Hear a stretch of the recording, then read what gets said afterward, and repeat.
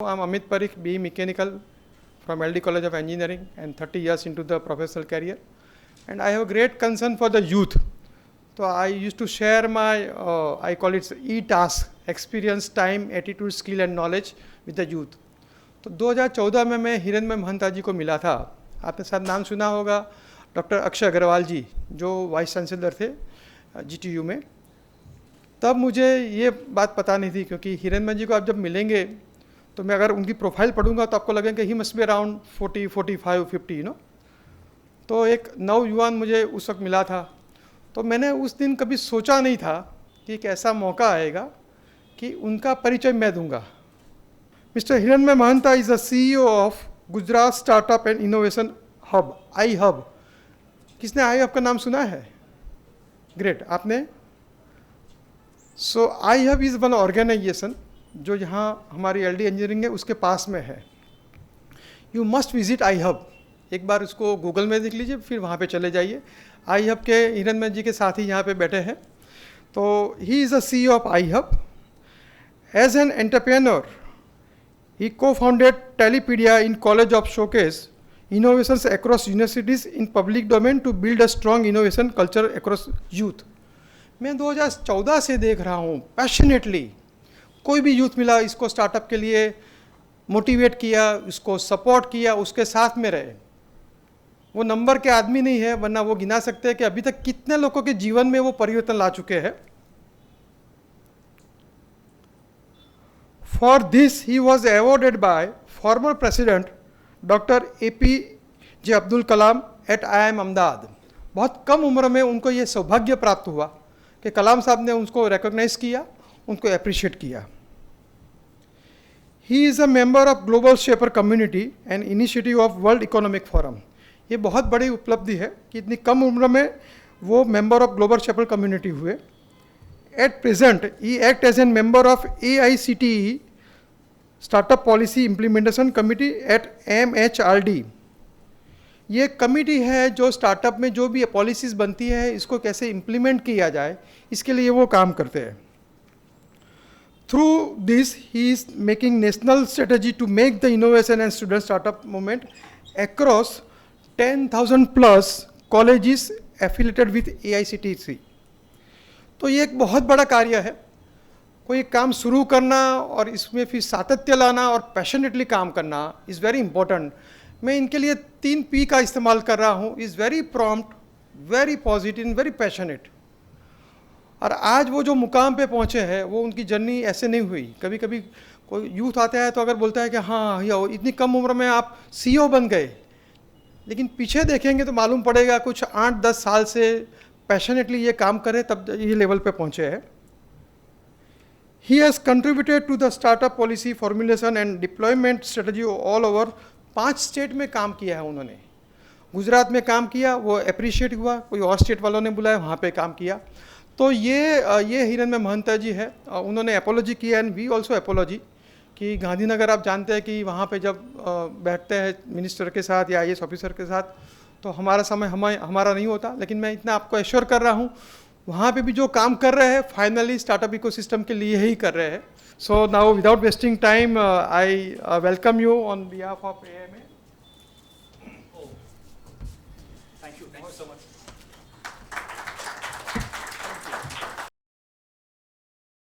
तो पहले बात ये एक बात बताओ, स्टार्टअप का सब तो सुने हो ना आप लोग, जितने यंग क्राउड है, lot of I mean kitty भाई जैसे लोग तो वेटरन है, बट आप जैसे लोग तो सुने होगा, राइट?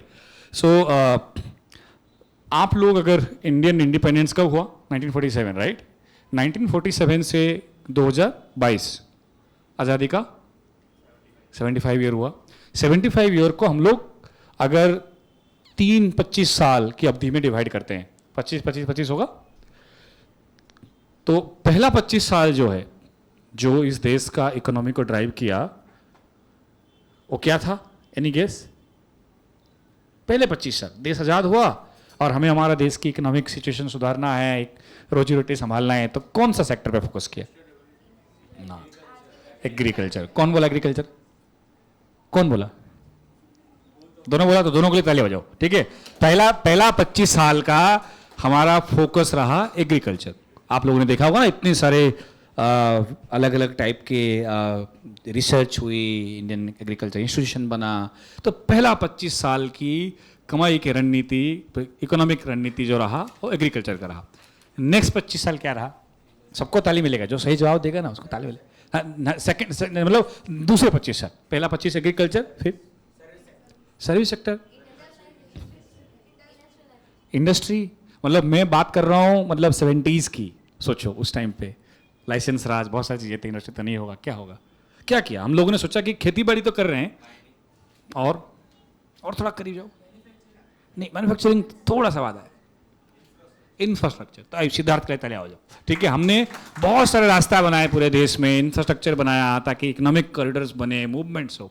तो अगला 25 साल का इकोनॉमिक ड्राइव हुआ इंफ्रास्ट्रक्चर। तो 50 तो किया, ठीक है, 2001-2 तक पहुंच गए हैं। अगला 25 साल जो अभी हमने बिताया है ना, 97 के बाद का 25 साल, उसमें क्या हुआ? कौन सा इंडस्ट्री ने ड्राइव किया? क्या नाम है आपका? मैत्री के लिए ताली बजाओ भाई, ठीक है। यहाँ पे सब इंटेलेक्चुअल्स बड़े एजुकेटेड हैं, वेल इन्फॉर्म्ड है, बहुत अच्छी बात है। तो पहला 25 साल क्या था? Second 25 infra, some part of industry भी कह सकते हो, what infra, predominantly infra, right. हमने डैम बनाया, भाकरनंगल बनाया, हिराकुद बनाया, बहुत कुछ किया, राइट। एंड पावर स्टेशन चलाई, फिर इकोनॉमिक एक्टिविटी हुआ। तीसरे में हम लोग आगे सर्विसेज, बट उसमें भी ज़्यादातर इंफॉर्मेशन टेक्नोलॉजी सर्विसेज पे फोकस किया, इंफॉर्मेशन टेक्नोलॉजी पे बड़ा फोकस किया। तो 75 हो गया। अब अगला 25 क्या होगा? आंसर लिखा हुआ है नेक्स्ट स्लाइड में मेरा, कौन गेस मारेगा? टेक्नोलॉजी, कीर्ति बोल रहे हैं कि इनोवेशन। और ये आंसर मैं नहीं दे रहा हूं, ये आंसर दे रहे हैं, एक मिनट, सॉरी,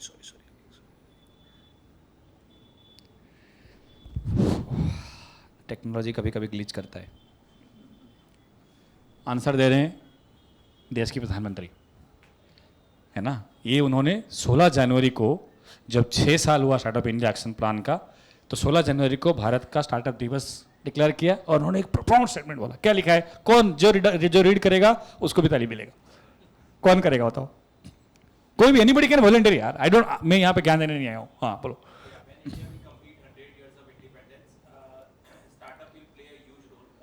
मतलब क्या कह रहे हैं? आज से 25 साल की कहानी जो इकोनॉमिक ड्राइव का होगा, कौन किसके हाथ रहेगा? ना एग्रीकल्चर, ना इंफ्रा, ना आईटी, किसके पास रहेगा? और साहब बोल रहे हैं मतलब पक्की बात है, ठीक है। तो now what I am saying is, जिस मुद्दे पे हम बात करने जा रहे हैं, अगले 25 साल की कहानी तो ये इंडस्ट्री बनाने वाला है। अब यहाँ पे एक बात हम आप लोग को समझनी चाहिए। अब वो बात ये है, आई थिंक कीबोर्ड्स का इशू है। हाँ देखो, हम लोग है ना 200 देशों की रैंकिंग में हर साल कुछ ना कुछ आगे जा रहे हैं इनोवेशन कैपेसिटी में। अभी कहाँ तक पहुँचे? 2020 में, अभी तो 46 में भी आ गए इस साल, 2 कदम और आगे गया। तो ये कंटिन्यूअस इंप्रूवमेंट है। अब ये कंटिन्यूअस इंप्रूवमेंट ऐसे नहीं हुआ बच्चे, जो लोग आज स्कूल से आए हो ना, ये आप सब लोगों की मेधा, मेहनत और कोशिश से बन रहा है। हर छोटा आदमी तो कुछ होता नहीं है, हर यंग क्रिएचर जो है, वो भी जो सृजनात्मक चीज़ें सोचता है, वो भी देश की नवाचार की जो प्रकोष्ठी है वहाँ कंट्रीब्यूट करता है। मतलब आप लोग अगर सोचते हो कि मेरे पास कुछ नया आइडिया है और वो किसी की प्रॉब्लम सॉल्व कर सकता है, किसी की जटिल समस्या सॉल्व कर सकता है, तो आप भी इस रैंकिंग में कंट्रीब्यूट कर रहे हो। कभी ये मत सोचो कि ये सिर्फ प्राइम मिनिस्टर साहब कर रहे हैं। समझ में आ रहा है मैं क्या बोल रहा हूँ? ये इसमें बड़ा कंट्रीब्यूशन आप सबका भी है। वो कैसे है बाद में बात करेंगे। तो ये जो फिगर है, अब प्राइम मिनिस्टर साहब और पूरे देश ये आगे विजन दे रहा है कि ये फिगर 25 तक कब आएगा, ठीक है। कितना जल्दी हम टॉप 25 में आ जाएंगे। देखो क्या होता है रैंकिंग में, पीछे से आगे जितने आगे जाते हो डिफिकल्टी बढ़ती है, क्योंकि आपको हर फाइटर से लड़ना है। तो इसीलिए ये फिगर को हमको टॉप 25 में लेना है। ये हमारा इकोसिस्टम का एक बहुत बड़ा गोल है। अब देखो, पता नहीं यहाँ पे जो लोग स्कूल के बच्चे हैं उनको समझ में आए, थोड़ा डिटेल में विस्तार करता हूँ। एक चिड़िया होती है जिसका नाम है पैटेंट या इंटेलेक्चुअल प्रॉपर्टी। सुने हो कभी कि मैंने ये चीज़ पैटेंट कर लिया, मैंने ये चीज़ मेरे कब्जे में कर लिया है? जो भी ऐसे बातचीत तो होती ना, कब्जे में तो होता नहीं है, बट ओन कर लिया, मोरली ओन कर लिया, राइट। 75 साल बाद पहली बार डोमेस्टिक पैटेंट फाइलिंग मतलब भारत के लोग, भारत की नवाचार के ऊपर प्रोटेक्शन का क्लेम करने वाले लोग बाहर के लोग की संख्या से बढ़ गया। इसका मतलब क्या है, पिछले 75 साल में भारत की पैटेंट ऑफिस में बाहर वाले के ज़्यादा पैटेंट करते थे जिनका बिजनेस इंटरेस्ट भारत में है 75 साल से। इसका मतलब क्या है, वो बड़ी बड़ी ग्लोबल कंपनियां जिनको भारत में प्रोडक्ट और सर्विसेज बेचना है, वो यहां आके अपने आइडिया को प्रोटेक्ट करते थे। और फिर होता क्या था उससे, हम उस प्रोडक्ट को यूज करने के लिए हम उसको पैसा देते थे। समझ लो, अब पहली बार 75 साल में हमारा डोमेस्टिक इनोवेटर का संख्या उनसे बड़ा है। मतलब ये भी एक बड़ा टर्न अराउंड है कि हम बोल रहे हैं कि हम भी पीछे नहीं है, और ये बड़ा जरूरी है। बाय द वे, ये जो 10,000 का संख्या है ना, ये हमारे पड़ोसी राष्ट्र चाइना में ये लाखों में है। मतलब उनका 80% पैटेंट फाइलिंग डोमेस्टिक है, हमारा तो 15-20% भी डोमेस्टिक नहीं था। इसका मतलब क्या है, जिस देश का नियम है, जिस देश का सिस्टम है, अगर वहां के नागरिक इनोवेटर नहीं बनेंगे तो कहीं ना कहीं ये रणनीतिक दृष्टिकोण से सही नहीं है। तो ये एक बात है। और इसमें भी देखो, आप सब गुजरात से हैं, ऑलमोस्ट रहते तो यहीं पे हैं। आप यहां देखिए हम कहां पे हैं, कितने नंबर पे हैं, कौन बताएगा, है ना। अब ये तो नहीं चलेगा, बच्चे चलेगा क्या, 8वें नंबर पे तो हम नहीं आ सकते, हमें तो नंबर 1 आना है। ठीक है, तो 75 साल बाद भी हम आज यहां पे हैं। ये दोनों चीज, मतलब देश 75 साल लग गया इंटरनल फाइलिंग को बढ़ाने के लिए, और दूसरा इंपॉर्टेंट है कि हम 8वीं जगह पे कैसे रह सकते हैं। ये मजा नहीं आएगा, राइट। हमें तो नंबर 1 आना है। उसके लिए कौन कौन से राज्यों में ज़्यादा नवाचार हो रहा है, इनोवेशन हो रहा है, वो सब चीज़ों को देख के हमें रणनीति बनाना पड़ेगा, और इसीलिए इकोसिस्टम की जरूरत है। ये अमित भाई और बाकी लोगों के लिए ये स्लाइड है ना। ठीक है, जो बुद्धिजीवी लोग हैं उनके लिए ये स्लाइड है। ये क्या चीज, तुम लोग केमिस्ट्री किसने पढ़ा है क्या, केमिस्ट्री या केमिकल या इंजीनियरिंग में पढ़े, पीरियोडिक टेबल सुने होगे ना। तो ये इकोसिस्टम का पीरियोडिक टेबल है, समझ रहे हो। कौन बताएगा क्या है ये, क्या कह रहा हूं मैं इस स्लाइड में। टोटल 4 टाइप के संस्था या लोग ये स्टार्टअप इंडिया ये सब करने के लिए बड़ा भूमिका प्ले कर सकते हैं। ठीक है, पहला टाइप का लोग कौन, कॉलेज, स्कूल्स एंड यूनिवर्सिटीज। पहला जो लेफ्ट साइड का जो है ना, उसमें भी मैंने डिवाइड कर दिया है। ऐसा नहीं कि मतलब अमित भाई काम करेंगे और जिस चीज़ में बाकी लोग नहीं करेंगे, ऐसा नहीं चलेगा। ठीक है, वहाँ वाइस चांसलर से लेकर इसे सब कुछ वो पूरा एक नेटवर्क है। ठीक है, फिर दूसरा बीच वाला क्या है, गवर्नमेंट, सरकार को भी कुछ करना चाहिए, राइट। तीसरा क्या है, बिजनेस, यहाँ पे जैसे साहब बैठे हैं, है ना, कुछ बिजनेसमैन हैं जो भी, जिनका भी रोल प्ले करना पड़ेगा। और चौथा क्या है, अदर्स मतलब सामाजिक संस्थाएं, जिनको कंपलसरी तो नहीं है कुछ करना, लेकिन उनके बिना भी कोई चीज़ पूरा नहीं होता है। जैसे कि Ahmedabad management association, Gujarat chamber of commerce, right. ये जो संस्थाएं हैं, ये जो ऑर्गेनाइजेशन है, जो 4th ग्रुप वाले हैं ना, ये भी बड़े रोल प्ले करते हैं। अब मैं इसमें डिटेल में नहीं जा रहा हूं, उसमें कौन कौन टाइप के हैं, एनजीओ हैं, चैरिटी है, फाउंडेशन है, इंडिविजुअल एंटरप्रेन्योर्स हैं, ये सबकी भूमिका है। ठीक है, तो ये आपको जब कोई भी चीज़ बनाओगे आप, ये सब लोगों को आपको डील करना पड़ेगा। और जिस स्टेट में, जिस देश में ये सब लोग मिलके इकोसिस्टम में काम करते हैं, वहाँ तरक्की जल्दी होता है। मतलब जैसे सिलिकॉन वैली है, सिलिकॉन वैली में तो सुना होगा ना आप लोगों ने, फिल्म भी देखी होगी, देखा ना। तो वहाँ क्यों 4 साल में, 5 साल में $1 बिलियन का कंपनी बन जाता है, इसी के लिए बन जाता है, इसी काम के लिए बन जाता है, क्योंकि ये सब लोग जो यहाँ पे इन्वॉल्व हैं, इन सब का एक इंपॉर्टेंट रोल होता है। अब मैं ये स्लाइड पे नहीं जाना चाहता हूँ। हाँ, अब ये बताओ कि यहाँ पे कुछ सीनियर एंटरप्रेन्योर भी हैं, बेसिक बिजनेस जो चल रहा है दुनिया में आज की तारीख में और स्टार्टअप में डिफरेंस क्या है, कौन बताएगा। इस बार मैंने आंसर पहले दे दिया है, फिर भी पूछ रहा हूँ सवाल कि रेगुलर इंडस्ट्री, रेगुलर बिजनेस और स्टार्टअप में क्या फर्क है। हाँ जी, स्टार्टअप में मार्केट सेट करना पड़ता है। ओके, और बताओ, पढ़ सकते हो, आंसर मैंने लिख दिया है। ठीक है, फिर भी सरल भाषा में उस लड़की को समझ में आए उस भाषा में समझाओ। ठीक है, हाँ बताओ, ट्राई करो। यहाँ पे कोई रॉकेट साइंस नहीं है।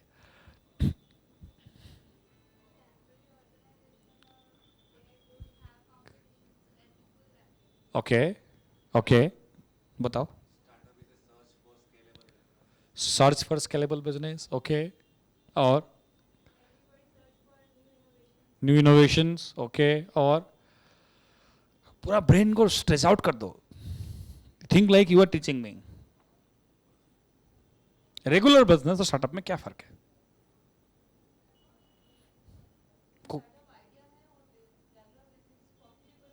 नहीं, स्टार्टअप भी प्रॉफिटेबल होते हैं, बहुत कमा रहे हैं लोग, इसलिए तो आधे लोग यहाँ पे आए. हाँ, वो भी प्रॉफिटेबल है.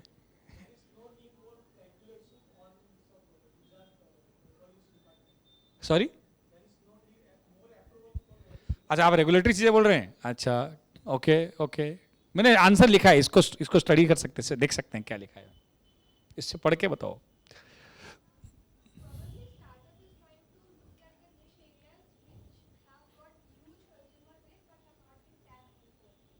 ऐसा लिखा है, देखो देखो, पढ़ो. आगे नहीं जाएंगे, अगर फंडे क्लियर नहीं होगा तो आगे नहीं जाएंगे. हाँ, तो उसको क्या कहोगे? अच्छा, पुराने जैसा करोगे तो उसको बिजनेस कहोगे. अच्छे, आप मान लो, आ जाओ आ जाओ. हाँ,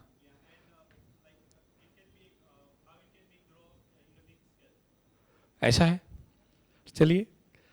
who can read and explain me better, क्या लिखा है यहाँ पे? कौन मुझे समझाएगा? कोई भी है, रिस्क लो. क्या है आंसर लिखा हुआ है हमारे पास? हाँ जी, हाँ पढ़ो. हाँ, पहली बात, पहली शब्द है, क्या कहा उन्होंने? टेम्पररी ऑर्गेनाइजेशन है. इसका मतलब क्या है? इवॉल्व होता है, वो परमानेंट स्ट्रक्चर में नहीं है. ऐसे ही होगा, जोमेटो आज फ्री दे रहा है तो कल देगा, कोई गारंटी नहीं है. It's an evolutionary organisation, it is not a permanent business. ठीक है, मतलब आज जो कर रहा हूं कल करूंगा उसकी कोई गारंटी नहीं है. मैंने किसी को लिख के नहीं दिया है, मैं इवॉल्व कर रहा हूं. मैं आप कह सकते हो ना, कहते हैं ना कि आप अभी इवोल्यूशन स्टेज में हो, आप कोई परफेक्शन में नहीं आए हुए, इंस्टीट्यूशनलाइज नहीं हुए हो. ठीक है, तो पहला तो कि ये टेम्पररी ऑर्गेनाइजेशन है. फिर बोलो.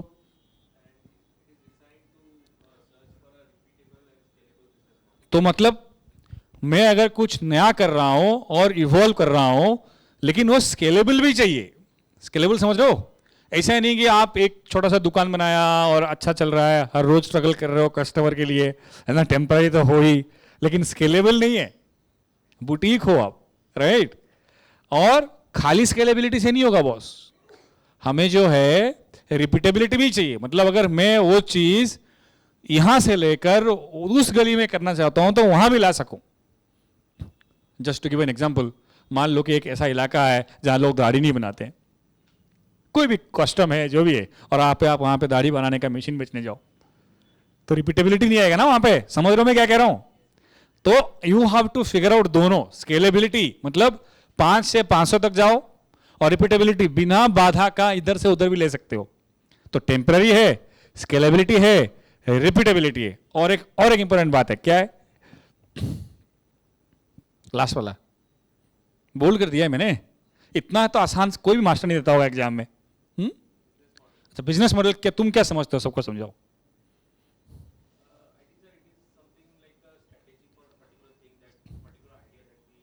स्ट्रैटेजी, बिजनेस मॉडल मतलब strategy.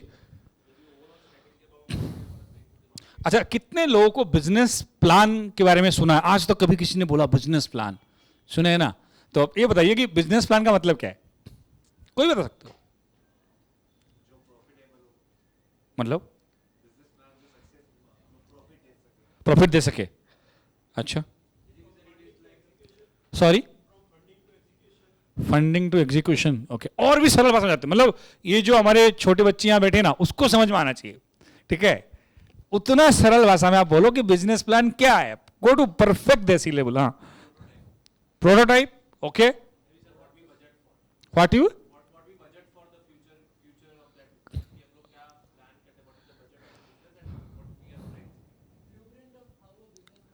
Blueprint of how a business will work. आपका नाम? निर्मित. थोड़ा करीब हो और थोड़ा फाइट मारो. तुम कह रहे हो कि एक ब्लूप्रिंट कि एक धंधा होगा कैसे. तो एक धंधा कैसा होगा उसकी ब्लूप्रिंट बनाने के लिए क्या क्या चीज फिक्स होना पड़ेगा? किसको बेच रहे हो, कितने बेच रहे हो, क्या बेच रहे हो और तुमको क्या मिल रहा है। ठीक है भाई, बच्चे समझ में आ रहा है मैं क्या बोल रहा हूं? क्या बेच रहे हो, कितने बेच रहे हो, किसको बेच रहे हो और क्यों बेच रहे हो, कुछ तो मिलना चाहिए ना।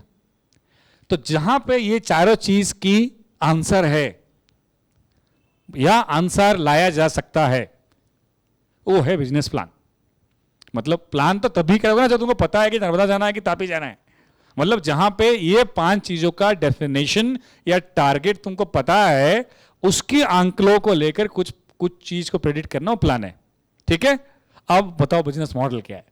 इतना तो हिंट दे दिया मैंने। फाइट मारो। बिजनेस प्लान में सब पता है तुमको। नहीं नहीं, ऐसा कोई जरूरी नहीं है। बहुत सारे मॉडल चलता भी नहीं है। 90% मॉडल तो पता ही नहीं चलेगा कि नहीं चलेंगे। सब फ्री में खाना पीना दे रहे हैं तुमको, चलेगा? गारंटी नहीं है। बोलो।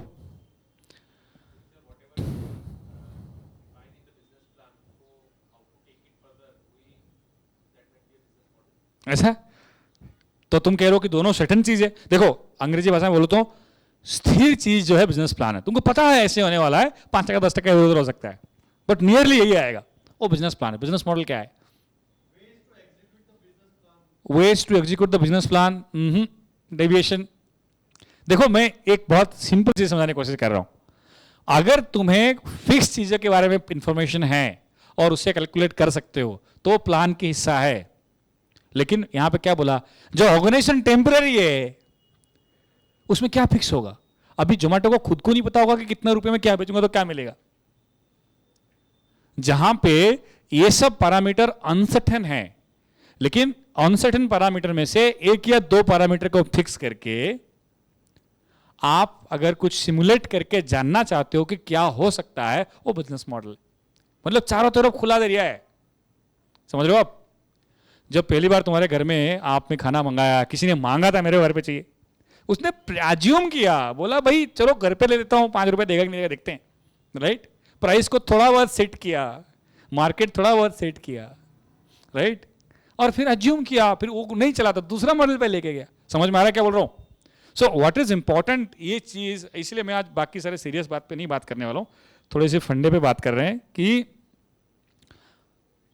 जिस चीज का पूरी स्ट्रैटेजी पता चल जाता है, किसको बेच रहे हो, क्यों बेच रहे हो, वो तो प्लान में आ जाता है। लेकिन जहां पे तुम्हें अनसर्टेनिटी है और फ्यूचर को एंटिसिपेट करके, आने वाले चीजों को एंटिसिपेट करके अगर कुछ चीज करते हो तो बिजनेस मॉडल है। तो इसीलिए यहां पे लिखा है in search of A business model, मतलब कोशिश है, फाइनल नहीं आया है। अब समझ में आया बच्चे? मैं तुमको समझा पाया? तुम्हारे टीचर मुझसे बेहतर समझाता है, ठीक है? तो मैं कह रहा हूं अगर आप कंटिन्यूअस इवोल्यूशन में हो, टेम्पररी हो, और आपको ये नहीं पता कि कितने बचेंगे, क्या बचेंगे, कहां बचेंगे, फिर भी एक मॉडल बना के लेके आ रहे हो, ठीक है, तो बिजनेस मॉडल। जस्ट एग्जांपल, अभी जब कोविड आ गया था, अर्बन क्लर्क ने बोला कि हम घर में आके बाल काट के चले जाएंगे। पहले घर में आके बाल काटने वाले तो नहीं थे बिजनेस, लेकिन लोगों को लगा बाहर जाएंगे, कोरोना हो जाएगा, मर जाएंगे, ये एक अजम्पशन है। और अजम्पशन के बेसिस पे उन्होंने अपना प्रोडक्ट पोर्टफोलियो को डाइवर्सिफाई किया, बोले पैसा 100 रुपये ज़्यादा लेंगे लेकिन घर में काट के जाएंगे। अनसर्टेनिटी है, but in search of experimentation भी है। तो स्टार्ट, ये मैं क्यों रामायण बता रहा हूँ, बता इसलिए रहा हूँ, 90% स्टार्टअप्स डज नॉट हैव और can have a business plan, क्योंकि खुद को नहीं बताया रोशन की जैसा क्या होगा, कौन खरीदेगा, कौन नहीं खरीदेगा, कितने में खरीदेगा। समझ में आ रहा है? सो जो लोग स्टार्टअप्स की दुनिया में आना चाहते हैं, ये ऐसी समुद्र है, बिना कंपास का नाव में बैठा दिया बच्चे, कहाँ जाना है, मिडिल ईस्ट में तैरना है, किधर तैरना है, अनचार्टर्ड टेरिटरी है। तुम बोलोगे तो खतरा है, खतरा है, रिस्क है, इसलिए तो रिस्क है, रिटर्न भी है, क्योंकि ज्यादा लोग नहीं जाएंगे ना ऐसे समुद्र में जहां कंपास नहीं हो, पता नहीं हो कि जहाज कहां चले जाए। तो आपके लिए वो रिस्क का ही तो रिवॉर्ड है। तो आपका ये प्रोफेसर स्टीव ब्लैंक जो हैं, ये स्टैनफोर्ड के प्रोफेसर हैं, ये बड़ा अच्छा सरल भाषा में इस चीज़ को समझाने की कोशिश किए, जो 90% बिजनेस स्कूल नहीं सिखा पाता है। ये एक्चुअली, और बिजनेस प्लान तो क्या है, एक्सेल सीट में तो करोड़पति तुम 5 मिनट बन सकते हो। इनपुट डालो, आउटपुट डालो, फार्मूला ऑटोमेटिक काम करता है, बिलियनियर तो फटाफट तुम बन सकते हो, उसमें कोई बात ही नहीं है। But how do you execute that, ये आपको बिजनेस मॉडल पे कहीं ना कहीं आगे जाके दिखते हैं। तो हो क्या रहा है दुनिया में? हो रहा है ये कि अगर आप लोग तीस मार खान बनना चाहते हो इकोसिस्टम में, एंटरप्रेन्योरशिप में, तो आप लोग बिजनेस प्लान से बिजनेस मॉडल की तरफ शिफ्ट करो। अननोन टेरिटरी में घुसो। अननोन टेरिटरी समझ रहे हो, जहां पे कुछ भी चीज का पता नहीं है कि क्या होगा, ठीक है। यही रीजन है बहुत सारे $1 बिलियन कंपनी जिसको हम लोग यूनिकॉर्न बोलते हैं ना आज की तारीख में, आज भी प्रॉफिटेबल नहीं है, क्योंकि वो भी सर्च कर रहे हैं बिजनेस मॉडल क्या है, करें तो क्या करें, कस्टमर ले रहे हैं, लोग खरीद रहे हैं, बेच रहे हैं, फिर भी उनका प्रॉफिटेबिलिटी नहीं है। बट कोई बात नहीं, कुछ लोग बोलते हैं कि कमाते नहीं है, वो कमाते तो फिर धंधा हो जाते हैं ना, और स्टार्टअप थोड़ी होते। लेकिन अगर वो लोग वैलिडेट कर देंगे मॉडल को तो फिर ये चले जाएंगे। तो इससे एक चीज सबको समझ में आया, और ये चीज दिमाग में डाल के जाओ जितने लोग यहाँ बैठे हो, startups are not small version of large company. मतलब अगर आप एक नया जूस बना रहे हो तो आप कोका कोला का छोटा बच्चा नहीं हो, आप अलग कंपनी हो, आप अलग एंटरप्राइज हो, आप अलग अलग अलग टाइप का बिजनेस हो। इसका मतलब समझ में आया क्या बोल रहा हूं मैं? अगर कोई पावर प्लांट बनाने के लिए कुछ बना रहा है तो एनटीपीसी का छोटा बच्चा नहीं है वो, ये वो कर सकता है जो शायद एनटीपीसी नहीं कर सकता है, अगर आप स्टोरेज में कुछ नया काम लेके आओ। सो दिमाग से ये कभी नहीं रखने का कि $1 बिलियन कंपनी का मालिक तुमसे बेहतरी कर सकता है, जरूरी नहीं है। Because startups are not small version of large companies. ये बहुत बड़ा मिथ है हमारे देश में। 90% लोगों को ये कंफ्यूजन रहता है कि जो छोटे छोटे स्टार्टअप्स है ना, वो बड़ी बड़ी कंपनी की छोटी रूप में ना, कदापि नहीं। अभी रिसेंटली एक स्टार्टअप के बारे में पढ़ा होगा, एक स्टार्टअप बेंगलोर में है जो ऑन डिमांड घर में पेट्रोल लाके भर के जाता है टंकी में। आप बोलोगे IOCL का छोटा बच्चा है, नहीं भाई, ये कंप्लीटली डिफरेंट गेम है all together. So this is a very very क्यों भाई आ जाओ। तो ये बड़ा इंटरेस्टिंग बात है ये इस चीज को समझना। इतना तक समझ में आ गया किसी को? अभी तो कोई डाउट? मैं फिर अपने छोटी दोस्त के बाद पूछ जाऊंगा। अभी तो कोई डाउट? पक्का समझ में आ रहा है? क्लियर सब कुछ? टीचर से बेहतर? राइट। तो जो ये मानते हैं कि startups are small version of large companies, उनकी थोड़ी सी समझ कम है, आप लोग की समझ ज्यादा है, ठीक है।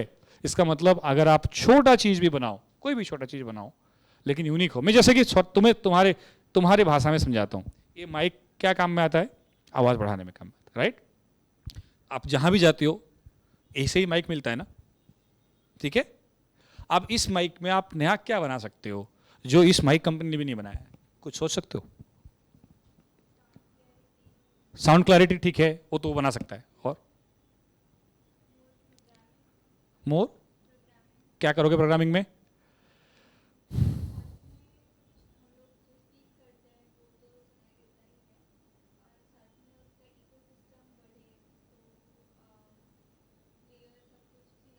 और बताओ, और यस,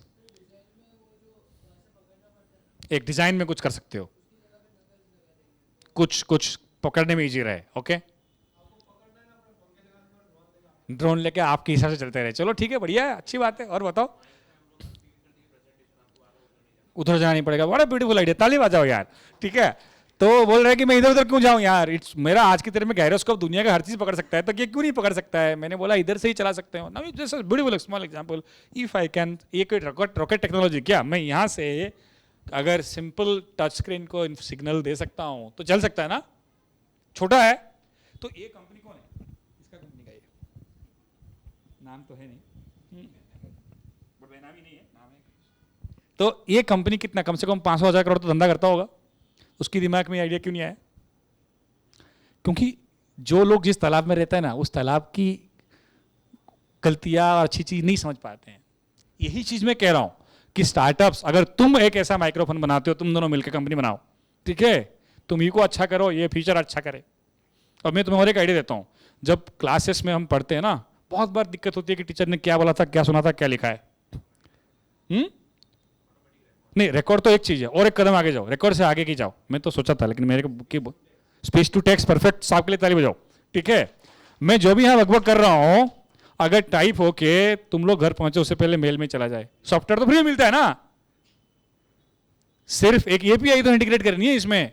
तो जितने भी रामायण हम लोग यहां कर रहे हैं, घर जाओ, तुम्हारा मेल बॉक्स में PDF की जिस वर्जन में वो मिल जाए। तो ये माइक में 50 रुपए एक्स्ट्रा मांगे तो दोगे कि नहीं दोगे? दोगे कि नहीं दोगे? दोगे ना। ये है, startups are not small version of large companies. ये माइक बनाने वाला कभी सोचेगा ही नहीं, क्योंकि उसको तो इतना पता है कि पाओ यहाँ पे बैटरी घुसना चाहिए, 4 लोग सुन सकने चाहिए और हाथ में पकड़ में आना चाहिए, बस। So that's the beauty of difference between regular business and startup companies. समझ में आया भाई? ध्रुव चमक रहा है? तो ये बड़ा इंपॉर्टेंट चीज है, और इसीलिए कभी ये मत सोचो कि भाई जिसके पास $1 बिलियन है वो तुम्हें बीट करेगा हमेशा। नहीं भाई, स्टार्टअप्स एक ऐसा डेमोक्रेटिक बिजनेस टूल है जो सबको बराबर कर सकता है, सबको बराबर कर सकता है।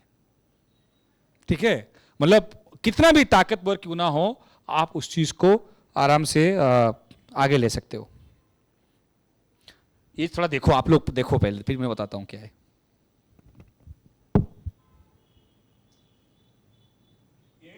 स्टार्टअप का खुशी वर्सेस गम का कर्व है। आप लोग ग्राफ तो खींचते होगे ना? देखो देखो क्या है। मैं जो भी यहां ले रहा हूं कोई किताब में नहीं है, बाय द वे, सिलेबस के पूरा कंप्लीटली आउट ऑफ सिलेबस है।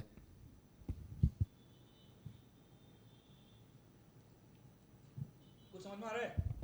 पूरी दुनिया बोल रहा है इकोसिस्टम बनाओ, स्टार्टअप बनाओ, बट कहानी बड़ा लोनली है भाई, कोई साथ नहीं आता। और रोशन को पूछो, रात रात ऑफिस में बैठा रहता था अकेला, हो जर्नी लोनली है कि नहीं? है ना? योग से कम नहीं है स्टार्टअप का जर्नी, बड़ा योग है ये, क्योंकि सब कुछ अनसर्टेन है। तो पहले पहले तो जैसे यहाँ बात कर रहे हैं अमित भाई, लोग जीसीसीआई में बात कर रहे हैं, लोग बड़ा खुश हो जाते हैं, बोले बिलियनर को सबको बनना है, और वो एक्साइटेशन कर्व वैसे ही गिरता है ना? और 90% लोग तो एक्नॉलेज भी नहीं करते हैं कि दर्द में है। कौन बताता है दर्द में? कभी देखो कोई गले आके बोलता है कि साहब मैं दर्द में हूँ? खुशी बांटते हैं, दर्द तो कोई बांटते ही नहीं है। तो जब तक प्रोडक्ट मार्केट का फिट नहीं हो जाता, मतलब जब तक ये माइक हम बना लेते हैं और अमित भाई जैसा 100 लोग ऑर्डर नहीं दे देते हैं, तब तक की कहानी में थोड़ी सी मासूमियत है, थोड़ी सी चैलेंज है, और कहीं ना कहीं उस चीज़ को हमें इंटीग्रेट करना चाहिए। मैं ये स्लाइड में नहीं जाऊंगा, ये भी स्किप करता हूँ, ये तुम्हारा काम का बात नहीं है। मैं यहाँ आता हूँ सीधा। साइंस का कोई बच्चा है ना? नहीं तो साइंस को समझ सकते हो ना, सरल भाषा में समझाओ तो। ये तस्वीर समझते हो क्या? कौन कौन है? बोलो बोलो, लिख तो दिया यार, आंसर शीट पहले दे रहा हूं क्वेश्चन से पहले। कॉमन मैन तो ठीक है, आर के लक्ष्मण। इधर कौन है? दिख रहा है? कौन है वो? साइंटिस्ट हैं, नील्स बोर, राइट? इस तरफ कौन है? उन्होंने क्या बनाया था? पेंसिलिन में कंट्रीब्यूशन होगा, खास क्या बनाया था? पाश्चराइज्ड मिल्क नहीं सुने हो? सुने हो कि नहीं बच्चे? क्या है वो? ऐसी पद्धति जो कोई चीज को बिना नष्ट होते हुए लंबा टाइम तक रख सकता है। आज हम लोग ये दुकान से छाछ इसलिए तो ले पाते हैं, राइट? तीसरे कौन है? एडिशन। एडिशन ने क्या किया था? नहीं, इनोवेशन मतलब क्या? कितना लगता है कि एडिसन ने बल्ब बनाया था? कितना लगता है? और कितना लगता है कि एडिसन ने कुछ बनी हुई थी उसको बल्ब में कन्वर्ट कर दिया? 2 लोग। बाकी लोगों को क्या लगता है? कुछ नहीं किया। क्या लगता है? एडिसन साहब के पास जो भी ज्ञान था ना, और सबके पास था, तुम्हारे मेरे सबके पास था, अगर हम लोग उस टाइम पे होंगे तो, राइट? देखो 2 चीजें हैं। अब हमको कहां जाना चाहिए अगर हमको बड़े छलांग लगानी है बिजनेस में, स्टार्टअप में? तो एडिशन ने क्या किया? बिजनेस और नॉलेज का मैरिज करवाया। एडिशन जी का पहले ना ये नॉलेज था, बट वो पहले आदमी तो जिन्होंने धंधा कैसे करना उस नॉलेज का वो सिखाया कि बत्ती चलाओ, टैक्स लगाओ लोगों के ऊपर, इलेक्ट्रिसिटी का, और कमाओ, पैसा कमाओ। समझ में आ रहा है क्या बोल रहा हूं?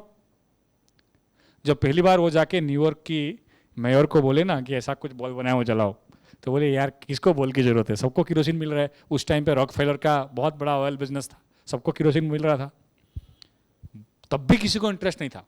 लास्ट जैसे आप लोग बोलते हो ना पिच डेक प्रेजेंटेशन करते हो, फिर जो लास्ट में वो पिच प्रेजेंटेशन किया गवर्नमेंट के पास जाके कि साहब ये सब तो ठीक है, लेकिन you can tax this service of electricity, तो सरकार को कमाई बहुत होगा। तब सब जाके अच्छा इलेक्ट्रिसिटी को टैक्स भी लगा सकते हो? बोले हाँ 100% लगा सकते हो।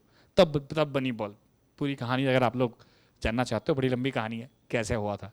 तो उन्होंने कुछ नहीं किया भाई, उन्होंने बोला भाई अवेलेबल नॉलेज है और अवेलेबल नॉलेज को बिजनेस में कन्वर्ट करना है। नील्स बोर ने क्या किया? उन्होंने कहा नहीं भाई बिजनेस चलो, मैं रिसर्च में साइंस को नॉलेज में कन्वर्ट करूंगा। साइंस की नॉलेज का मतलब क्या होता है? आप कुछ नया बनाने के पीछे लग जाओ, ठीक है, और उससे कुछ नॉलेज बनाओ, लेकिन जरूरी नहीं है कि नॉलेज धंधा में कन्वर्ट हो, जैसे कि हमारा सब यूनिवर्सिटी में होता है। आप लोग भी कहीं ना कहीं से पढ़ के आएगा ना, आप लोगों ने कुछ ना कुछ शोध किया होगा, उसके बाद वो शोध का क्या किसको पता है, राइट? बट ये जरूरी नहीं है कि वो आपका ही काम हो। मैं ये नहीं कह रहा हूं कि वो क्वाड्रेंट में जो लोग हैं वो अच्छे नहीं है। ऊपर वाला क्या है, तीसरे वाला और सबसे स्वीट स्पॉट है, वो कह रहे हैं बिजनेस मैरिज साइंस। जहां विज्ञान और बिजनेस की मैरिज होती है वहां ब्लॉकबस्टर इनोवेशंस होता है और धंधा तो वहीं पे है। वहां के धंधा जो है लंबे टाइम तक चल सकते हैं, वहां के धंधा जो है वैल्यू क्रिएट करके दे सकता है। तो आप लोग अगर कोई बिजनेस मॉडल पे कुछ करने की कोशिश कर रहे हो तो भाई इस चीज पे जरूर ध्यान रखो कि ये कौन सी जगह पे आप लोग हो, ठीक है। अब मैं ना, क्योंकि बच्चे लोग ज़्यादा हैं तो मैं बाकी सारी चीज़ों पे नहीं जाऊंगा, 5-7 मिनट में कवर करने की कोशिश करूंगा। ये एक कहानी है जो मैं तुम सबको, यंग बच्चों को समझाना चाहता हूँ। ये इस तरफ फोटो में मैं दिख रहा हूँ या शक्ल अलग है? उस तरफ मैं ही हूँ ना।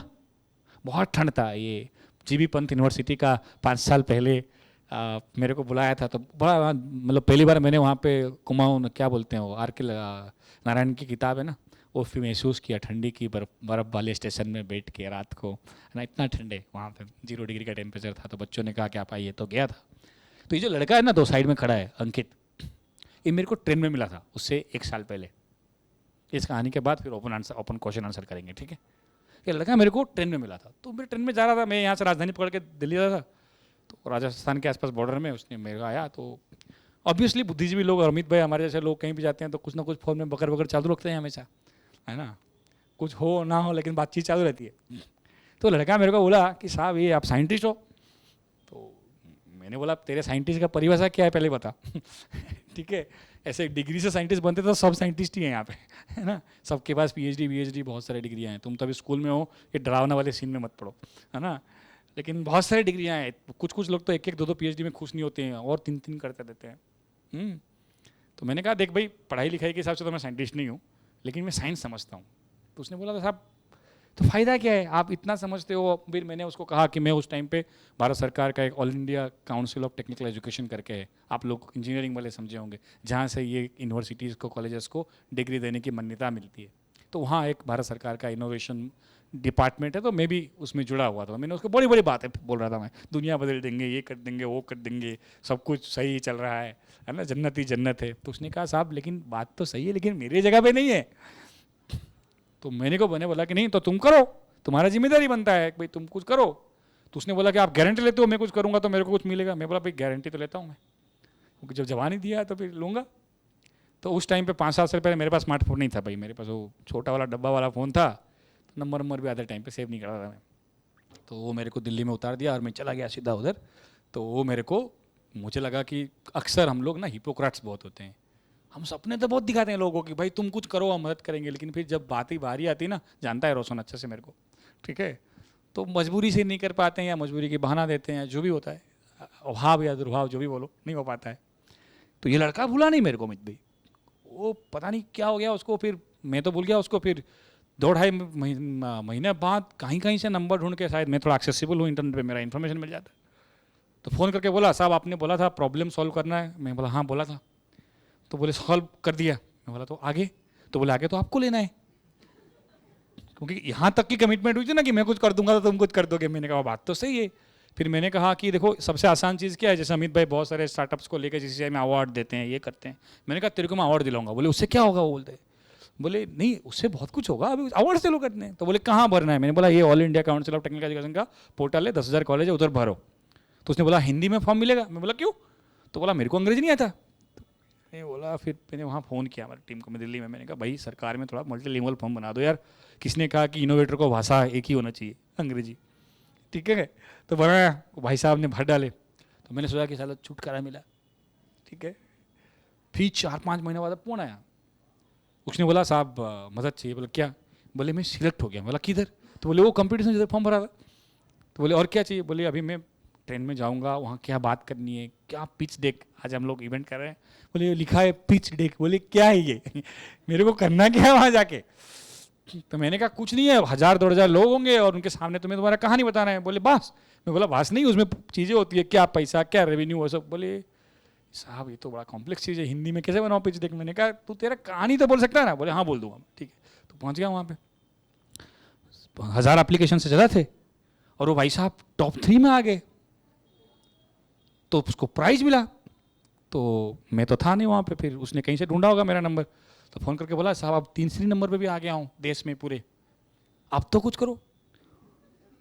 तो मैंने बोला अब क्या करते हो। तो उसने कहा कि साहब देखो मेरा फादर खेडूत है और हमारे उदयपुर ज़िला में बारिश बहुत कम होती है, तो मेरा फादर को बड़ा नुकसान होता है। बाकी तो कोई करे ना करे, लेकिन मेरे को तो ये आया है, उदयपुर के आसपास जिला से वो आया है, रोशन आया है। बोले मेरे को दुनिया का छोड़ो, बाप का तो पड़ी है ना। तो मैंने ऐसा सोचा कि ऐसा एक बायो वेस्ट, वहाँ पे गेहूँ वगैरह बहुत कुछ होता है ना, क्या होता है भाई तुम्हारा खेती में, बाजरा बहुत होता है, तो उसका जो बाजरा काट लेने के बाद तो गन्ना का जो जो वो होता है, वो तो स्ट्रॉ तो बच जाता है। बोले उसको मैं बायोडिग्रेडेबल प्रोसेस में, मैं बोला मैं महाराणा प्रताप उदयपुर का जो कोई कृषि महाविद्यालय है एग्रीकल्चर का, बोले बीएससी का सेकेंड ईयर में पढ़ रहा हूँ, मैंने जितना भी किताब लाइब्रेरी में पढ़ा था उसको लगा के ये बनाया, और ये स्ट्रॉ व्रॉ को लेकर मैंने बायोडिग्रेडेबल पॉलीमर बनाया। और मैंने फिर मेरे लैब में साइंटिस्ट लोगों को पूछा, तो उन्होंने टेस्ट करके बोला कि अगर ये ज़मीन पे तुम थ्रो कर दो तो 30 दिन तक पानी नहीं डालोगे तो भी मॉइस्चर तो नहीं जाएगा, अगर 1 लीटर पानी डाल दो तो मैंने कहा ये जो फिगर तूने बताया पैरामीटर्स, ये सब किसने दिया। बोले साइंटिस्ट लोगों ने दिया। ठीक है, तो मैंने कहा आगे का क्या, तो बोले वो तो तुमको बताना है। मैंने बोला अद्भुत आदमी है यार। मैं बोला ठीक है, इतना तक पहुंच गया तो 1 साल में कुछ कर लेगा। Second year third year BSc में पहुंच गया था, और जितना बड़ा अहमदाबाद जैसा हंस बस सिटी नहीं है ना, छोटा गाँव से आते हैं बेचारे। तो मैंने बोला जहाँ जहाँ फॉर्म मिले ना कंपटीशन का, वहाँ भरते रहना भाई, अच्छा लगेगा, लोग तालियां देंगे। तो दुनिया में कोई भी इनोवेशन कंपटीशन है तो फॉर्म भरता था। और मेरे ऑफिस में एक कलीग था सौरभ साहू, रोशन जानता है उसको फ़ोन करके बोलता था साहब जो कीमत लगे लगे, आप फॉर्म भरना छोड़ना मत, मैं तुमको लिख के देता हूँ, तुम सब कंपटीशन में फॉर्म भरो। अब फिर मैंने जब ये यूनिवर्सिटी में गया, जीबी पंत यूनिवर्सिटी में, तो वहाँ भी फास्ट आया था एग्रीकल्चर यूनिवर्सिटी में। बोला यार जीबी पंत यूनिवर्सिटी 1100 एकड़ में विस्तार हुआ, एशिया का लीडिंग एग्रीकल्चर यूनिवर्सिटी है, वो लोग भी इसको ढूंढ के लाया कहीं से, गांव से, उदयपुर से। बोला साहब इसका टेक्नोलॉजी बहुत अच्छा है, खेडूतों को काम आएगा। तो मैं उस टाइम पे उनकी जो कुलपति थे, मैंने बोला कि इनको कहाँ से लाया, कैसे ढूंढा इनोवेटर्स को। तो बोले इनोवेटर्स का आत्माएं छटपट होती रहती है, इधर उधर भटकते रहते हैं, तो बोले कहीं ना कहीं मिल जाते हैं। तो फिर मैंने उनको वहाँ पे फिर बोला, तो फिर मुझे मन में लगा कि यार कुछ तो होगा इन लोगों की आत्मा में, स्पेशल कुछ होगा, तब जाके वो करेगा। तो मुझे वो क्या बोलता था उस टाइम पे, जब सर्टिफिकेट दिया तब उसको बहुत सर्टिफिकेट मिल गया, 50-60 सर्टिफिकेट मिल गया, रखने की जगह नहीं है घर में। मुझे बोलता है अब तो पैसा मिलना चाहिए ना साहब।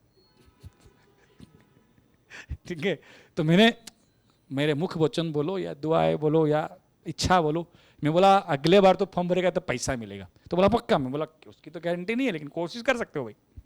तो अगले बार फॉर्म भरा तो राजस्थान की चीफ मिनिस्टर उस टाइम पे, उनको बेस्ट एग्रीकल्चर स्टार्टअप का 25 लाख का चेक दिया। 25 लाख। जो आदमी 300 रुपया भर के बीएससी का एडमिशन लिया हो सरकारी खर्चे में, उसके लिए 25 लाख का मतलब क्या होता है, आईपीएल जीतने लायक है। ठीक है, तो उसने ये फोटो भेजा मेरे को, बोला साहब आप सही बोलते थे, सरस्वती के बाद लक्ष्मी भी आता है। तो फिर मैंने उसको बोला आगे, तो बोला रुपया नहीं डॉलर चाहिए। ठीक है, तो मैंने बोला तो जी बढ़िया यार, मतलब मेरे भी हौसला बढ़ा। मैंने कहा हमारे देश के इनोवेटर जो हैं भूखा है, भूखा मतलब वो भूखा नहीं खाने पीने वाला, ये भूखा है, वोलाटाइल है, मतलब उत्सुकता है, अनसर्टेन है, कुछ ठिकाना नहीं आएगा क्या होगा, फिर भी कोशिश कर रहे हैं। कॉम्प्लेक्सिटी है, कौन सा रिसर्च, कौन सा इनोवेशन, कौन सा मार्केट, कौन सा प्रोडक्ट, कुछ ठिकाना नहीं है।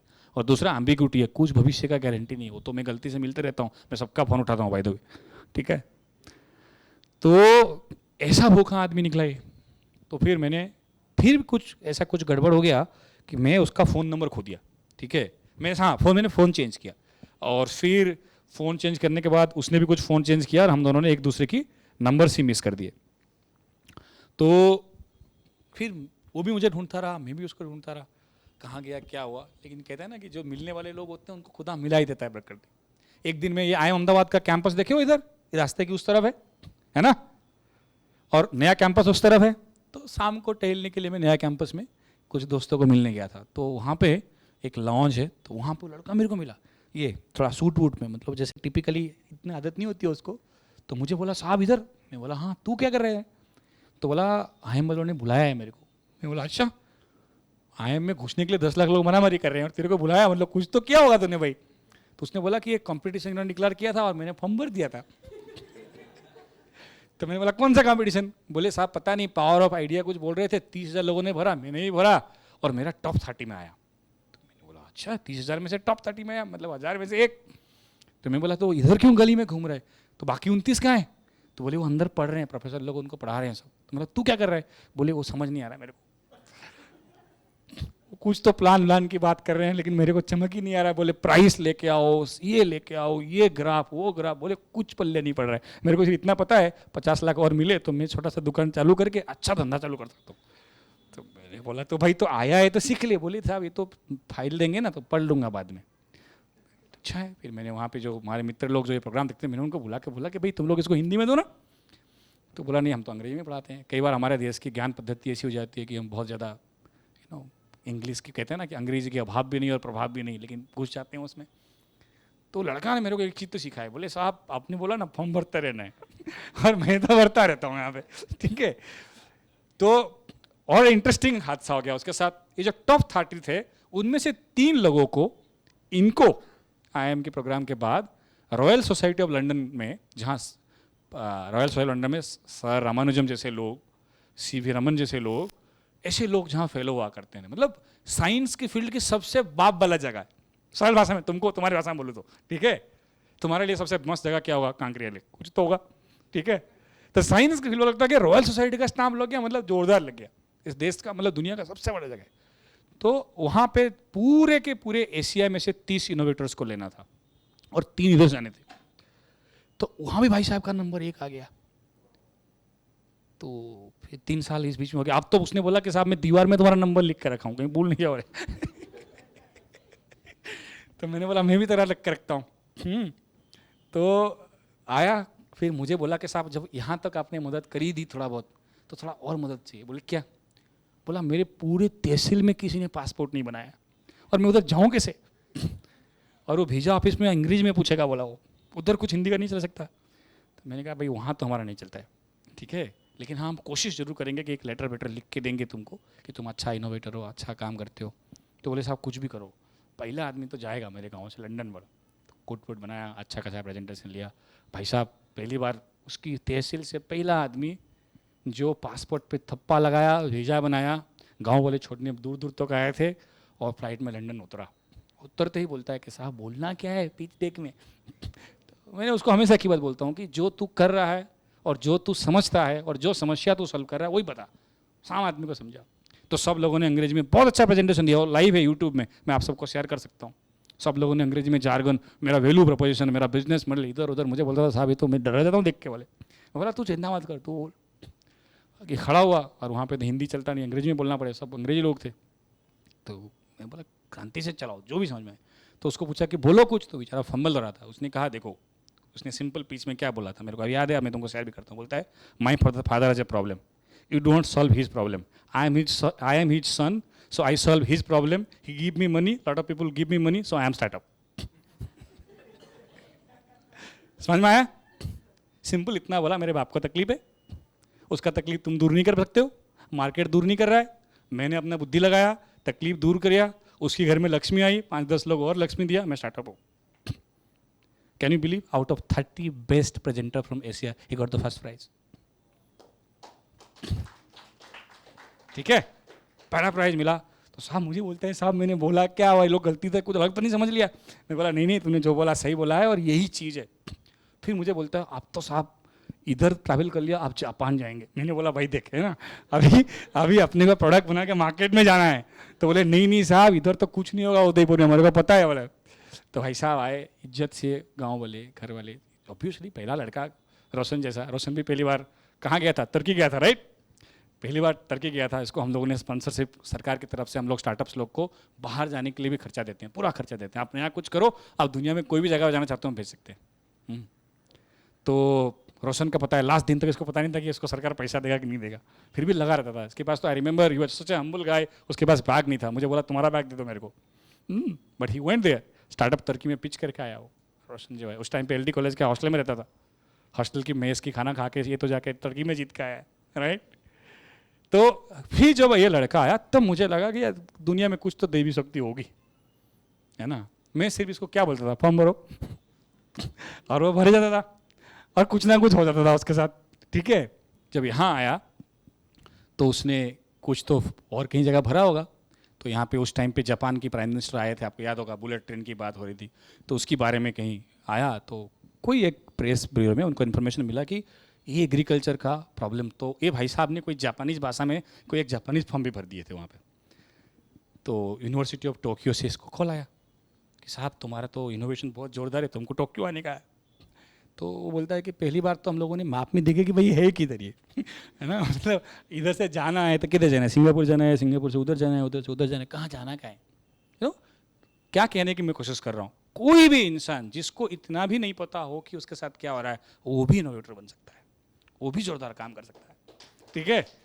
तो उसकी थप्पा लगा उसकी पासपोर्ट में, लंदन फिर जापान, तो लोगों को लगा जीवंत भगवान तो यही है हमारा, ठीक है। और उस टाइम पे बीएससी का फाइन, उसकी कॉलेज का डायरेक्टर प्रिंसिपल कभी कहीं पे कॉन्फ्रेंस में देश के बाहर नहीं गया होगा, ये गया तो टीचर लोग भी जलने लगे। कई बार होता है बच्चे लोग अच्छा करते, टीचर को अच्छा नहीं लगता है, रिकॉर्ड में बोल रहा हूँ, ठीक है।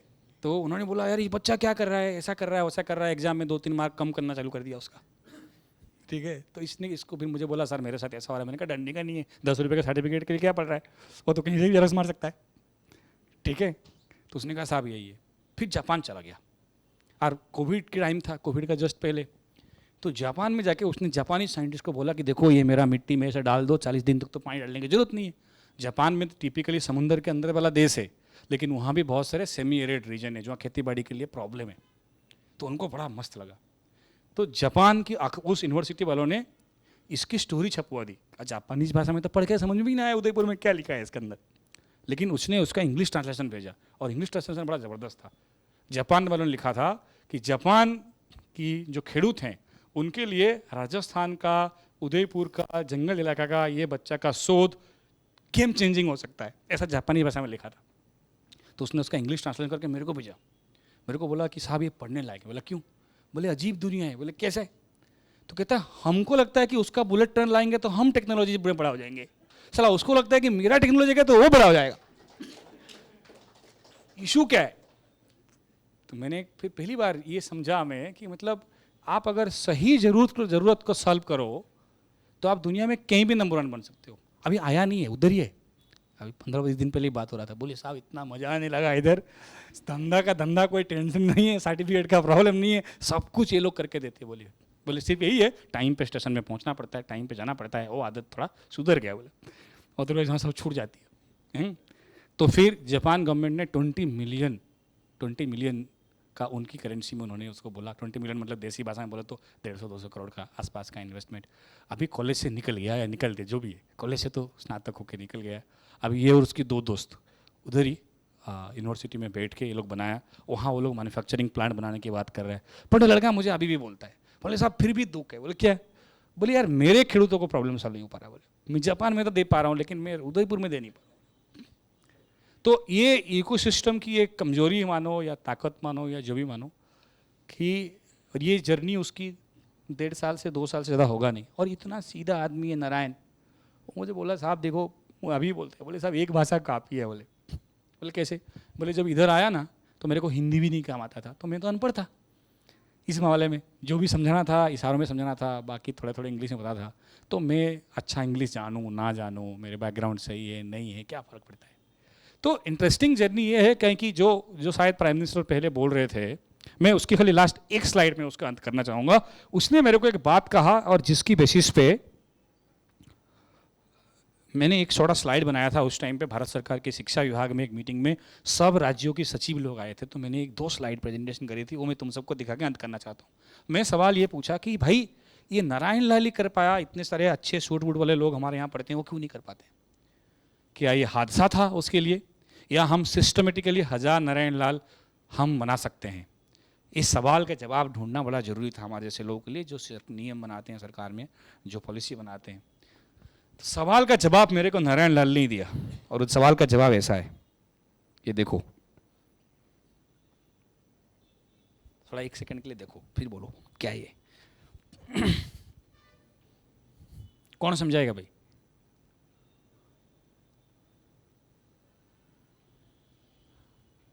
बताओ कौन समझाएगा? इशू क्या है? हम इनोवेशन को मार कैसे देते हैं? बोलो बोलो।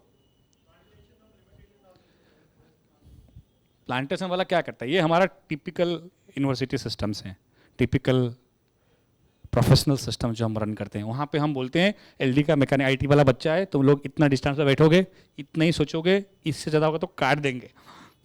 ठीक है, मतलब ये भी डिसाइड करेंगे कि पौधा किस टाइप का लगेगा, ये भी डिसाइड करेंगे कि पानी पौधा में कब मिलेगी, ये भी डिसाइड करते हैं कि ये लोग कितना बड़े होंगे तो काट देंगे। ठीक है, दूसरा क्या है? रेन फॉरेस्ट क्या होता है? किसने बीज डाला, कोई माँ बाप नहीं, किसने खाद डाला, कोई माँ बाप नहीं, किसने पानी डाला, कोई माँ बाप नहीं। पागल के सब पेड़ चढ़ते ऊपर बढ़ते हैं, क्यों बढ़ते हैं? जिंदा रहने के लिए, क्योंकि सूरज का किरण नहीं मिलेगा, नीचे रह जाएंगे, मर जाएंगे वो। ये इनोवेशन का वातावरण है। नारायण लाल बोलता था कि भाई मेरे को वहाँ पे 15,000 12,000 का नौकरी मिलता था, कॉलेज में निकलने के बाद एग्रीकल्चर असिस्टेंट बनकर जाता, तो मेरे के लिए खोने के लिए क्या था? कुछ नहीं है, करना भी तेरे को है, बचना भी तेरे को है, जिंदा भी तेरे को रहना है, रेवेन्यू भी तेरे को लाना है। तो बोले मेरे लिए कॉस्ट ऑफ फेल्यूर क्या है? 0 है। कॉस्ट ऑफ फेल्यूर तो इधर है ना, पढ़े लिखे लोग जो इस दीवार की उस तरफ जो पढ़ते हैं ना IIM में, वो 30-30 लाख का लोन लेके आते हैं, कॉस्ट ऑफ फेल्यूर 30 लाख है। 1 साल घर बैठ जाएंगे तो 30 लाख का नुकसान हो जाएगा। और जो इस तरफ बगल मेलडी कॉलेज में 2500 रुपये देकर रोशन जैसा पढ़ते हैं, उनको क्या कॉस्ट ऑफ फेल्यूर है? कुछ नहीं है, 2 ट्रीटमेंट, 2 बर्थडे पार्टी कम करने का है, राइट? तो आप ये सिस्टम जो है, इकोसिस्टम की बात तो बाकी नहीं करूंगा, बट ये मिसिंग है भाई। जब हम लोग ये नहीं बना पाएंगे, रेन फॉरेस्ट का माहौल नहीं बना पाएंगे, जहाँ स्वतःस्फूर्त तरीके से, सेल्फ तरीके से नहीं जा पाएंगे, वो हम लोग फिर नहीं कर पाएंगे। और उसने और एक इंटरेस्टिंग बात बताया, ये स्लाइड में मैं अंत करना चाहता हूँ, क्वेश्चन आंसर फिर लेंगे। ठीक है, क्या है ये? पहला वाला पेड़ क्या है? Banyan tree. दूसरा वाला सिक्वोया ट्री कहां पे उगता है? कहां उगता है? हाँ? नहीं, कभी इंटरनेट पर नहीं पढ़ा सिक्वोया कहां उगता है? ये कौन सा देश का राष्ट्र नेशनल ट्री है? ये एक एक ट्री का जो ट्रंक होता है ना, डजन्स ऑफ मीटर्स होता है, इतना बड़ा पेड़ होता है, किलोमीटर की लंबाई पे चली जाती है ये। सिक्वोया नेशनल पार्क यूनाइटेड स्टेट्स में, पता है ना आप लोगों को, वहां ये उगता है। तो ये दोनों पेड़ों में क्या डिफरेंस है? कौन बताएगा? डिफरेंस के साथ ही अंत करेंगे। कौन, क्या डिफरेंस है?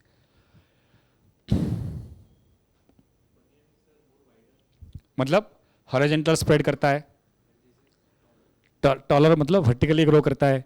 अगर अर्थनीति के शास्त्र में बोले, भलाई की भाषा में, स्टार्टअप क्यों करते हैं?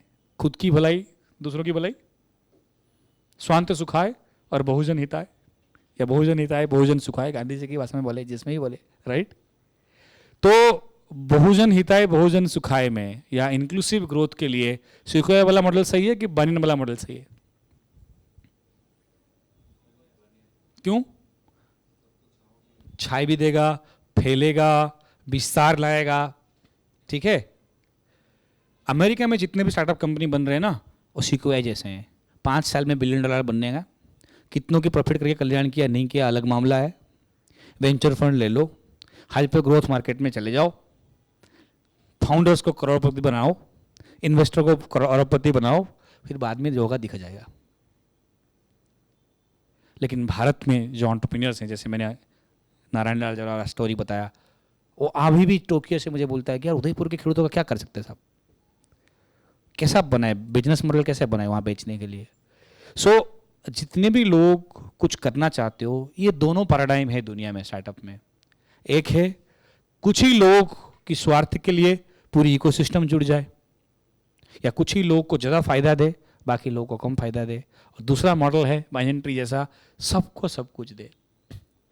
हमारा संस्कृति क्या सिखाता है? सबको सब कुछ दे। ठीक है, तो यहाँ पे कहीं ना कहीं हम थोड़े मिस कर जाते हैं। हम लोग जब इकोसिस्टम बनाते हैं ना, हम जब सपोर्ट सिस्टम बनाते हैं, बाकी आगे के स्लाइड में नहीं जा रहा हूँ डिटेल में, ये एक बड़ा मेटाफोरिकल चीज़ लेके जाओ आज घर में कि तुम्हारा मकसद ये लंबा गज पेड़ बनना है, ना किसी की छाया, ना किसी की फल, ना आप आस पास में इकोसिस्टम में सबकी फायदा करवा के जाओ। Investor, share holder, mentor, you know everybody, सब किसी को गर्व होनी चाहिए कि भाई रोशन अपना बच्चा है, मालव अपना बच्चा है ना। मालव पीछे बैठा है, मालव भी बड़ा अच्छा काम किया है। मालव इंटर्न था तब से मैं जानता हूँ उसको, उसने भी बड़ा अच्छा कंपनी बनाया, अभी $1 मिलियन रेज कर रहा है, इन्वेस्टमेंट मिल रहा है उसको, पीछे बैठा है ब्राउन कलर के शर्ट में, LD कॉलेज से इस साल निकला है। ये सब इधर के लोग हैं। और मैं आपको बता रहा हूँ, सस्टेनेबिलिटी पॉइंट ऑफ व्यू से और लॉन्ग टर्म इंपैक्ट की पॉइंट ऑफ व्यू से पहला वाला ज़्यादा सस्टेनेबल है, क्योंकि उसकी फंडामेंटल स्ट्रांग है, रूट मजबूत है, एक रूट पे नहीं टिका है बिजनेस मॉडल्स, हर शाखा रूट बन जाता है, हर ब्रांच रूट बन जाता है। तो आप अगर आप लोग स्टार्टअप्स और वो सब कुछ करना चाहते हो, तो मुझे लगता है कि आप लोग ये दिशा में सोचो कि जो उसने लंदन में पिच करके आया, my father has a problem, you don't solve his problem, I solve his problem, he gives me money, others gives me money, so I am a startup. कितना सरल सुंदर पिच डेक है भाई, ठीक है। इतना सहजता, इतनी सुगमता से अगर आप कम्युनिकेट कर पाओ तो फिर you are the best communicator. और मेरा तो खुशकिस्मत ऐसा है कि मैं नारायण जैसे कम से कम 10,000 बच्चों के साथ जिया पिछले 10-12 साल में, मतलब मेरे को उनके साथ काम करने का मौका मिला, सीखा मतलब उनके साथ, ठीक है। और मैं एक ही स्टोरी आज आप लोगों के लिए कि मैं जस्ट बताने के लिए कि अगर वो कर सकता हूँ, मुझे बोलता है कि साहब तुम बोलते हो कि उनका टेक्नोलॉजी बढ़िया है, ये मेरे से लेने की बात कर रहे हैं लोग, ठीक है। और जापान के अखबार में स्टोरी छपवाता है और हिंदी में ट्रांसलेट करके राजस्थान पत्रिका में छपवाता है कि देखो यहाँ का बच्चा गया। तो ये कभी मत सोचो कि आप लोग भारतवर्ष में या अहमदाबाद में या वस्त्रापुर में धरती में उतरे तो आपने कोई गुनाह किया है। You are equally powerful, you are equally talented, you can absolutely do it. Good, thank you so much. किसी को कुछ सवाल जवाब है तो हम लोग ले सकते हैं, चलो।